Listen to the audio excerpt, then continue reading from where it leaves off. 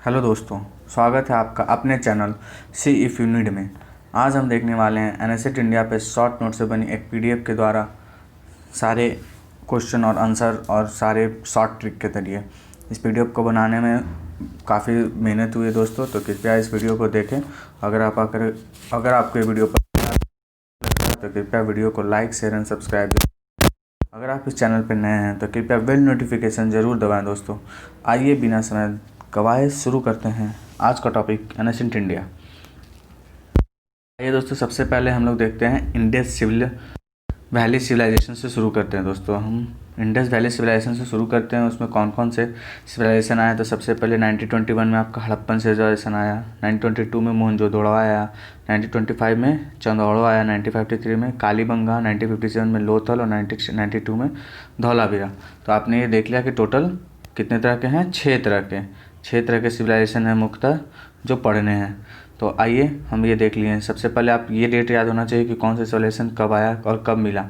1921 में आपको मिला हड़प्पा सिविलाइजेशन, 1922 में मिला आपको मोहनजोदड़ो, 1925 में चंदारो और 1953 में आपको कालीबंगा और 1957 में लोथल, 1992 में धौलावीरा। तो ये आपको पता हो गया। तो आपको इसको याद कर सकते हैं एज ए मोबाइल नंबर के ट्रिक की तरह से 21 22 25 53 57 92, 21 22 25 53 57 92। तो ये आप उम्मीद करता हूँ दोस्तों आपको ये डेट याद हुई होगी। और यहाँ पे सीरियल नंबर से याद करते हैं। सबसे पहले हड़प्पा आया, फिर मोहनजोदड़ो आया, फिर चौंदारो आया, फिर कालीबंगा आया, फिर लोथल आया और फिर धौलावीरा आया। अब देखते हैं इनमें से क्या है। आप सोच रहे होंगे दोस्तों कि ये क्या है, HDR, MRI, CMI, कास, ये और DJL, ये सब क्या है दोस्तों। तो ये एक ट्रिक है दोस्तों। जैसे HDR करने का मतलब हड़प्पन सिविलाइजेशन खोज किसने की है, दयाराम साहनी ने। किस नदी के किनारे स्थित है, तो रावी नदी के किनारे स्थित है। दूसरा MRI, तो MN से मोहनजोदड़ो, R से RD बनर्जी ने इसका खोज किया और ये इंडस नदी के किनारे पे स्थित है। C से देखेंगे तो CMI से हो गया चौंदारो, मकया मजूमदार इसके फाउंडर हैं और ये इंडस नदी के किनारे हैं। कालीबंगा, अमरनाथ नंदन घोष इसका क्या किए हैं, अमरलाल नंदन घोष इसका फाउंडर हैं और ये सरस्वती नदी के किनारे पे स्थित है।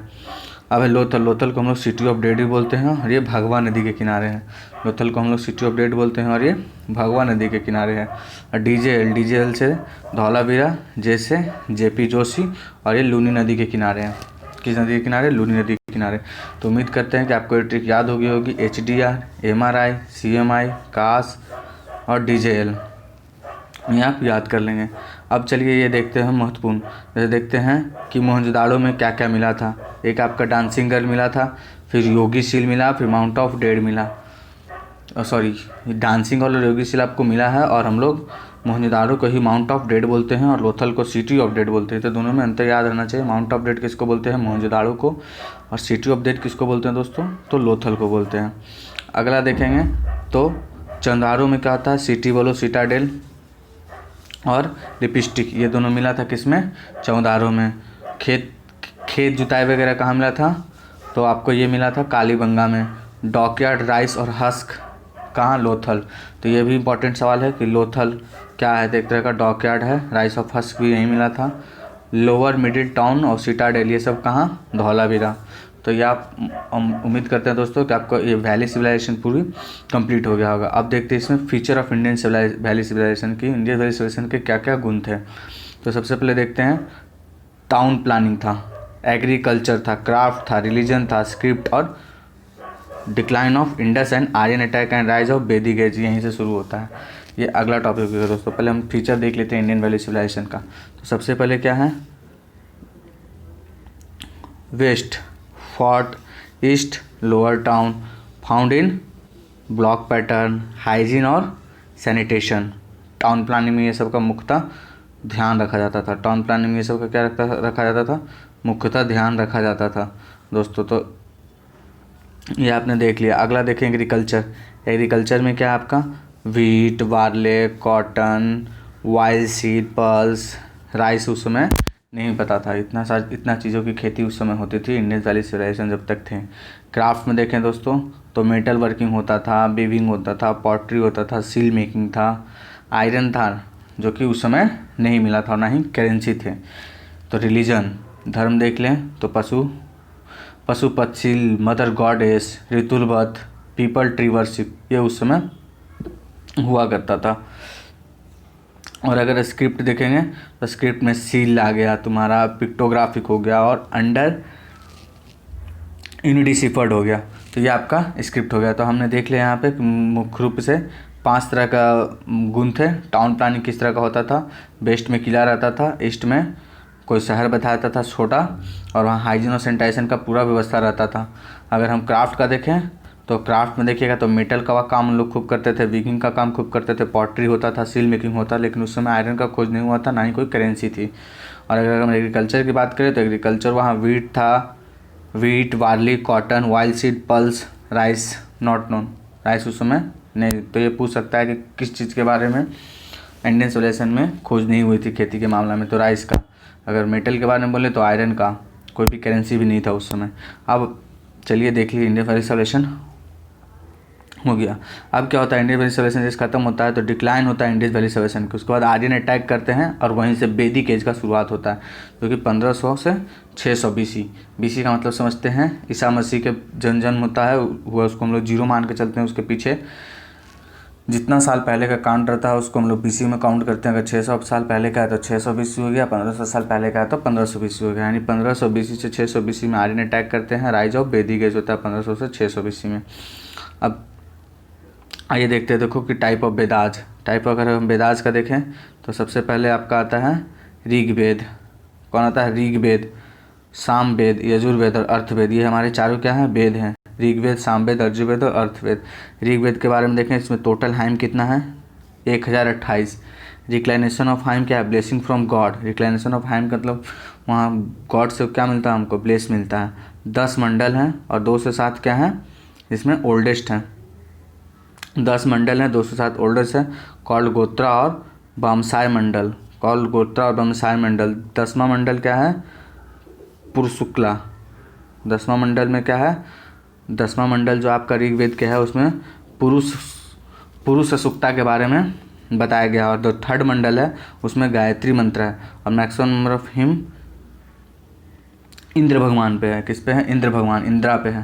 तो इसमें से इंपॉर्टेंट क्या क्या क्वेश्चन बनते हैं कि 10वें मंडल में किस चीज़ की व्याख्या की गई है, तो पुरुष सुक्ता का।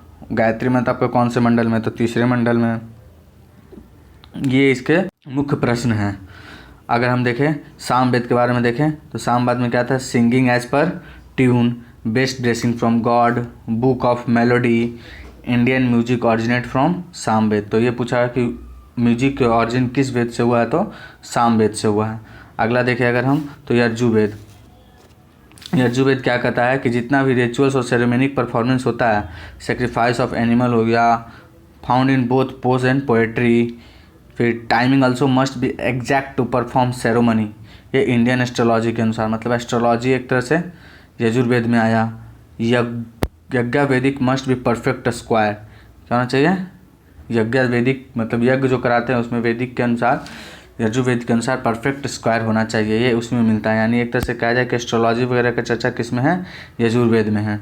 अगर अर्थवेद का देखेंगे तो इसमें इंडियन मेडिसिन और आयुर्वेदा का व्याख्या है। तो magical charm and spell, magical charm and smell, ये सब किस में है, जादू टोना वगैरह हो गया, आयुर्वेद का व्याख्या हो गया, यह सब आपका किस में है, अर्थवेद में है। किस में है दोस्तों, अर्थवेद में। तो आपने ये देख लिया तो आपको ये पता चल गया होगा। रिचुअल्स एंड सेरेमनिक परफॉर्मेंस किस में, यजुर्वेद में। सामवेद में क्या है, तो साम है। साम हम लोग जनरली क्या करते हैं दोस्तों, म्यूजिक सुनना पसंद करते हैं, तो ये आपको याद रहेगा, सामवेद से म्यूजिक, साम में। यजुर्वेद है तो यजु, यजु मतलब क्या सोचते हैं, यज्ञ। इसमें यज्ञ का चर्चा आपको ऐसे ही समझ में आता है। यज्ञ कौन कराते हैं, पुरोहित लोग वगैरह कराते हैं। तो एस्ट्रोलॉजी आपका इसी में आता है। अर्थवेद, अर्थवेद का नाम ही से लग रहा है आयुर्वेद, तो आयुर्वेद वगैरह का चर्चा। जादू टोना, अर्थ, जादू टोना होता है, तो अर्थवेद। तो उम्मीद करता हूँ कि आपको याद रखा होगा। इसमें पुरुषा 10वें मंडल में और 3रे मंडल में गायत्री मंत्र। अगला चलेंगे दोस्तों।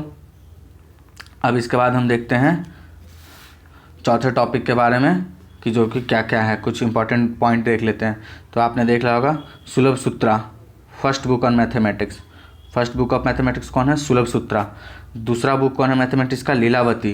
तो ये इंपॉर्टेंट रहता है, कहीं कहीं पूछ देते हैं फर्स्ट बुक मैथमेटिक्स कौन है तो सुलभ सूत्रा, सेकंड बुक कौन है तो लीलावती। ठीक है, आगे देखें तो मुंडक उपनिषद। मुंडक उपनिषद क्या है, सत्यमेव जयते यहीं से लिया गया। ये भी इंपॉर्टेंट है कि सत्यमेव जयते किस उपनिषद से लिया गया है तो मुंडक उपनिषद से ले गया। किस उपनिषद से ले गया है, मुंडक उपनिषद से ले गया। अगर हम चांदोग्या देखेंगे तो ये क्या है, important Upanishad and oldest, important Upanishad है और ओल्डेस्ट भी है। कौन, चांदोग्या। कौन है, चांदोग्या। ये क्या है, तुम्हारा इंपॉर्टेंट उपनिषद है और सबसे पुराना भी है। तो ये ध्यान में रखिएगा, इसमें इंपॉर्टेंट फर्स्ट बुक सुलभ सूत्रा, लीला जी, दूसरी हो गए मुंडक उपनिषद से क्या लिया गया, सत्यमेव जयते ले गया है। और ऐसे भी जो सत्य बोलते जल्दी क्या रहते हैं, मुंडन कराए रहते हैं, तो मुंडक उपनिषद से लिया गया है। ये आपको अब याद रहेगा। अगला टॉपिक देख लें हम ईयरली वैदिक के। ईयरली वैदिक में क्या है, जो कि 5 का 5वें टॉपिक के बारे में देखते हैं। तो क्या कहता है ईयरली वैदिक में, देखा जाए तो tribal political system headed by chief Rajan. तो ईयरली वैदिक में क्या होता था कि जो भी ट्राइबल पॉलिटिकल सिस्टम को हेड करता था चीफ, उसको क्या बोलते थे तो राजन। तो आपसे पूछ सकता है कि राजन क्या थे, तो ट्राइबल पॉलिटिकल सिस्टम का हेड थे, बाय चीफ थे, एक तरह से हेडेड बाय चीफ, उसको राजन बोलते थे। मेन फूड क्या था ईयरली वेद का, तो ईयरली वेद का मेन फूड आपका था मिल्क प्रोडक्ट, मिल्क और मिल्क प्रोडक्ट। मेन ऑक्यूपेशन क्या था, रीडिंग एंड एग्रीकल्चर। रीडिंग और एग्रीकल्चर इनका मेन, सबसे पहले रीडिंग और एग्रीकल्चर करते थे। 33 देवी देवताओं की पूजा होती थी। इंद्र भगवान का जिसमें से 250 हैन था, एग्री 200, अग्नि देवता का भी 200 हैन, इंद्र भगवान का 250, अग्नि देवता का 200 और वरुण का कॉस्मिक कंट्रोल होता था। वरुण को लोग कॉस्मिक कंट्रोल मारते थे। तो इस तरह का क्या था वहाँ पूजा था। टोटल 33 भगवान की पूजा होता था, जिसमें सबसे ज़्यादा इंद्र भगवान को मानते थे, फिर अग्नि देवता, फिर वरुण। इंद्र का 250 हैम था और अग्नि देवता का 200 हैम था, वरुण का कॉस्मिक कंट्रोल मानते थे। बैटल ऑफ 10 किंग, उस समय हुआ बैटल ऑफ 10 किंग, जिसको नाम दरा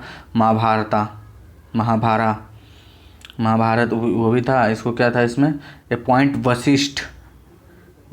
वशिष्ठ एंड रिप्लेस विश्वामित्रा। वशिष्ठ को अपॉइंट किया और विश्वामित्रा को क्या किया, रिप्लेस किया। अब Vishwamitra form group of 10 tribes Puru. Vishwamitra 10 go tribes का क्या बनाया, एक ग्रुप बनाया, जिसका नाम क्या दिया, पुरु।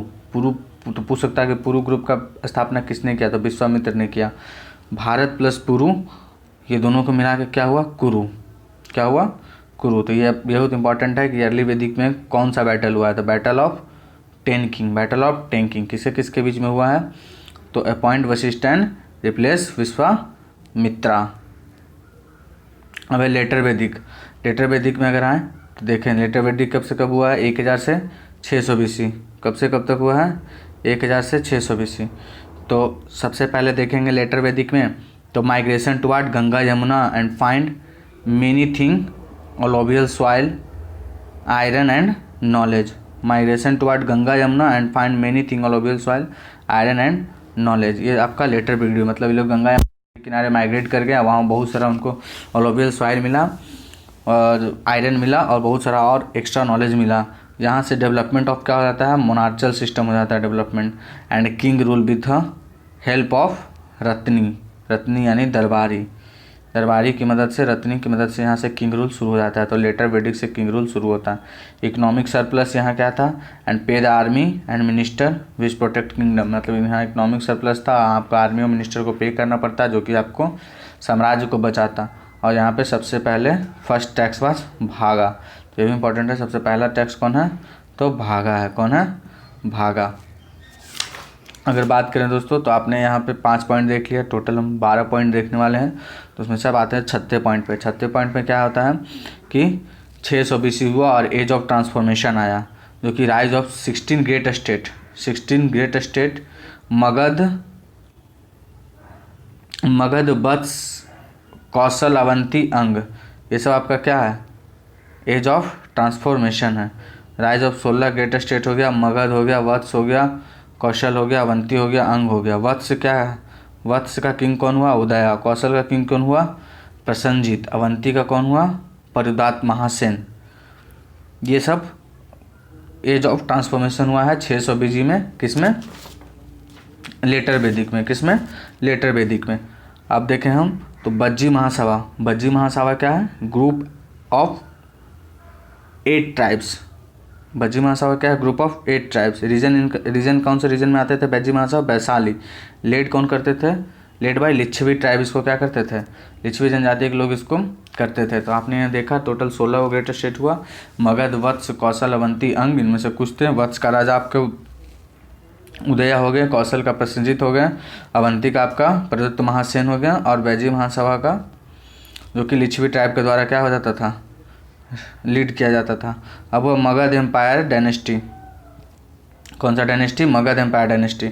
इसको आप याद कर सकते हैं। मगध एम्पायर डायनेस्टी में टोटल कितने राजा हुए, कैसे कैसे है सनम, ये आपका ट्रिक है। HSNM सोच रहे हो क्या है दोस्तों? तो ये है ट्रिक है। क्या है पूरा देख लेते हैं, उसके बाद उस ट्रिक पे आएंगे। सबसे पहले देख लेते हैं हरंक डायनेस्टी। सबसे पहले मगध एम्पायर डायनेस्टी का कौन सा डायनेस्टी रूल किया? तो हरंक डायनेस्टी। इसके फाउंडर कौन थे? बिम्बिसार। कैपिटल कहाँ था इनका? राजगीर। बिम्बिसार का सन कौन हुआ? अजातशत्रु। कैपिटल कहाँ कर दिया? पाटलीग्राम। और अजातशत्रु का सन हुआ उदयन, जो कि कैपिटल का क्या? Founder of Pataliputra. तो ये आपसे पूछा जा सकता है कि बिम्बिसार थे तो कैपिटल कहाँ रखते थे? राजगीर। बिम्बिसार के सन अजातशत्रु आया तो वो कहाँ कर दिया? कैपिटल पाटलीग्राम। और अजातशत्रु जब आया बेटा उदयनी तो वो फाउंडर ऑफ पाटलिपुत्र जो कुछ दिन के लिए करता है राजधानी। अब है शिशुनाग डायनेस्टी। हरंक डायनेस्टी के बाद आता है शिशुनाग डायनेस्टी, जिनके फाउंडर थे शिशुनाग, रूल फ्रॉम वैशाली, और शिशुनाग सन काल अशोका। नंद डायनेस्टी के देखेंगे तो founder Mahapadmananda, capital Pataliputra. At that time of Dhanananda ruled named dynasty form rule. मतलब क्या हुआ कि Dhanananda ruled name dynasty form rule. अब है अलेक्जेंडर, इसी के टाइम पे आया था। धनानंद के टाइम पे ही कौन आया था? नन डायनेस्टी धनानंद के टाइम पे ही आया था अलेक्जेंडर।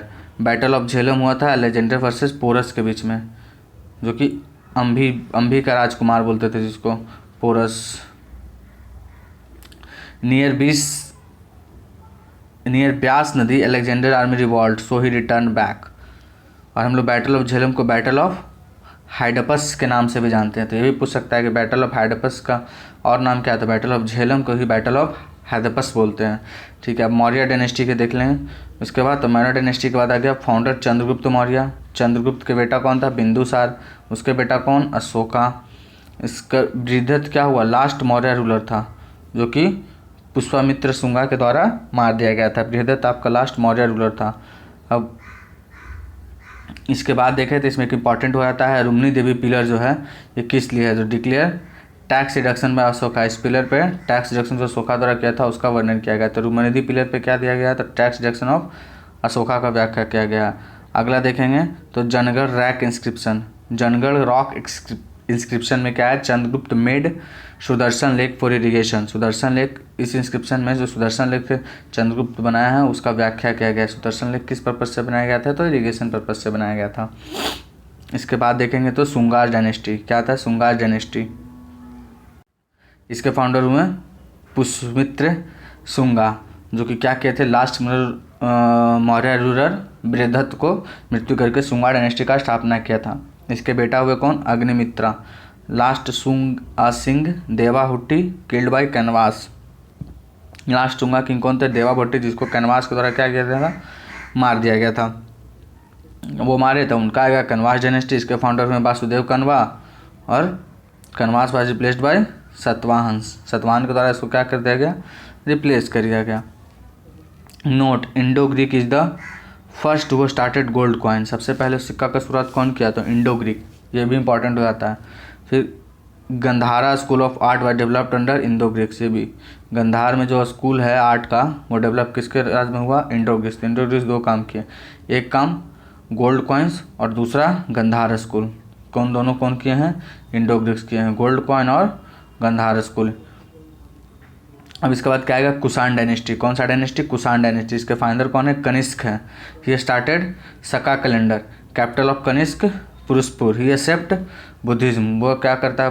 किसको एक्सेप्ट करता है? बुद्धिज्म को। कुषाण डायनेस्टी। अब हो गया Gupta period dynasty. Founder Srigupta. इनके बेटा घटोत्कच। घटोत्कच के बेटा चंद्रगुप्त वॉन, जिनका नाम उनके बेटा समुद्रगुप्त। समुद्रगुप्त के बाद चंद्रगुप्त टू। चंद्रगुप्त टू के बेटा कुमारगुप्त। कुमारगुप्त के बेटा स्कंदगुप्त। स्कंदगुप्त के बेटा विष्णुगुप्त। तो चंद्रगुप्त वन को भी विक्रमादित्य के नाम से भी जानते हैं। आप देखेंगे कि चंद्रगुप्त वन, ये क्या किए थे, चंद्रगुप्त वन जो है आपका, ये क्या किया, मैरिड टू कुमार देवी, जो कि लिच्छवी की क्या थी, रानी थी। समुद्रगुप्त क्या किए, इनको नेपोलियन ऑफ इंडिया भी बोला जाता है, लिच्छवी दोहित्रा भी बोला जाता है, इशू गोल्ड किए, कॉइन किए और कवि राज। समुद्रगुप्त को देखें तो नेपोलियन ऑफ इंडिया, लिच्छवी दोहित्रा, इशू गोल्ड, कॉइन और कवि राजा। आप देखेंगे कि कुछ पिलर, इंपॉर्टेंट पिलर के बारे में देख लेते हैं कि क्या क्या है। इससे पहले हम देख लेते हैं जो ट्री के ऊपर बताया था, हैसनम, HSNM, उसमें देख लेते हैं। तो HSNM में किसके देखे थे हम, मगध एम्पायर का डायनेस्टी देखें। HSNM तो एस से हो गया आपका हरेंक डायनेस्टी, एस से शिशुनाग डायनेस्टी, एन से नंद डायनेस्टी और एम से मौर्य डायनेस्टी। तो यह भी कभी कभी सीक्वेंस देता है अरेंज करने के लिए। तो हैसनम से आपको याद रहेगा हरेंक डायनेस्टी, शिशुनाग डायनेस्टी, नंद डायनेस्टी और फिर मौर्य डायनेस्टी, और फिर बाद में मौर्य डायनेस्टी के बाद शुंगा डायनेस्टी, कनवाश डायनेस्टी और कुषाण डायनेस्टी और गुप्ता पीरियड। अब देख लिए कुछ इंपॉर्टेंट पिलर के बारे में देख लेते हैं जो कि एग्जाम पॉइंट ऑफ व्यू से इंपॉर्टेंट है। आइए देखते हैं। सबसे पहले है प्रयागराज पिलर। ये क्या, किसके बारे में इंफॉर्मेशन देता है, तो ये information about Samudragupta. Prayagraj pillar किसके बारे में इन्फॉर्मेशन देता है दोस्तों, तो समुद्रगुप्त के बारे में देता है। दूसरा देखें तो चंद्रगुप्त II, जिसको हम लोग विक्रमादित्य के नाम से जानते हैं। ये extended empire by matrimonial alliances and conquest. अब है मेहरली पिलर। मेहरली पिलर क्या किए, gives information about Vikramaditya. Mehrauli pillar पे विक्रमादित्य के बारे में यानी चंद्रगुप्त II के बारे में क्या मिलता है, इंफॉर्मेशन मिलता है। सबसे पहले फाइन है जो विजिट किए इंडिया ड्यूरिंग विक्रमादित्य के रीजन में, फाइन किए हैं विजिट। कुमारगुप्त वन जो फाउंडर हैं किसके, नालंदा यूनिवर्सिटी के। और स्कंदगुप्त क्या है, he repair the dam of Sudarshan lake and his greatest enemy Huns. और इनके सबसे बड़ा इनेमी कौन हुआ करते थे, हुंस थे। अब देख लेते हैं अंत में विष्णुगुप्त के बारे में, जो कि लास्ट गुप्ता किंग है। और फिर उसके बाद देखें तो पोस्ट गुप्ता पीरियड, लेटर देख लिया। पोस्ट गुप्ता पीरियड में क्या है, हर्ष हिंद तसांग, यानी हर्षवर्धन के राज में ही तसांग आया, इसी टाइम पे आया। हर्ष है जो डिफीटेड किया किसको, पुलिस्किन II को। और कैपिटल ऑफ हर्षा क्या हुआ, कन्नौज। ये कन्नौज लिखा हुआ है दोस्तों, कन्नौज। तो उम्मीद करता हूँ दोस्तों आपको ये वीडियो हेल्पफुल लगा हो दोस्तों। और इस वीडियो में जो PDF दिया हुआ उसको हम डिस्क्रिप्शन लिंक में डाल देंगे दोस्तों, तो वहाँ जाकर आप PDF को डाउनलोड कर सकते हैं। आशा करते हैं आपको ये वीडियो अच्छा लगा होगा। अगर आप चैनल पर नए हैं और बाकी चीज़ के भी शॉर्ट नोट्स और कम समय में ज़्यादा आउटपुट लेना चाहते हैं तो कृपया इस चैनल पर बने रहें और चैनल को लाइक शेयर एंड सब्सक्राइब जरूर करें दोस्तों, और बेल नोटिफिकेशन ज़रूर दबाएं दोस्तों। Thank you.